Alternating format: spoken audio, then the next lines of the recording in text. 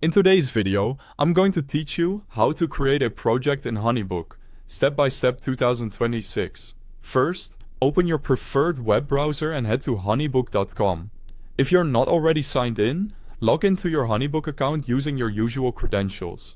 If HoneyBook prompts you for any additional verification, such as a security code or two-factor authentication, go ahead and complete that to proceed. This helps keep your account secure and only takes a moment. Once you're in, you'll land on your dashboard. This is your command center, showing recent activity and quick access to the tools you use most. On the left side of the screen, you'll see the main navigation bar. Think of this as your map for everything in HoneyBook. Projects, contacts, tools, and settings all live here.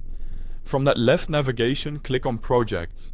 This opens your full list of projects so you can stay organized across clients and services. Now look to the top right of the Projects page and click Create Project. This will launch a new project form where you'll enter the essential details. Start by adding a project name. This field is required. A clear naming convention, like client name, service, month, year, makes projects easy to find later. Next, add contacts. You can search for an existing client or type to find and select them from your contact list. If the client is already in your HoneyBook contacts, linking them here keeps everything tidy. Choose the service type next.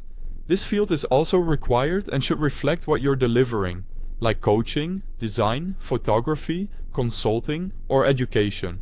If you don't see the exact option you want, remember that you manage your service list in company settings, so you can refine that later.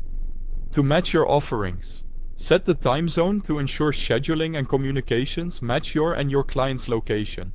If you operate across regions, double-check this so automated messages and calendar events land at the right time. Add a start date and start time if you know them.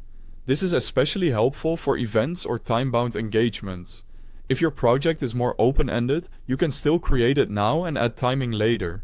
After reviewing your details for accuracy, project name, contact, service type, time zone, and any dates, click Create Project.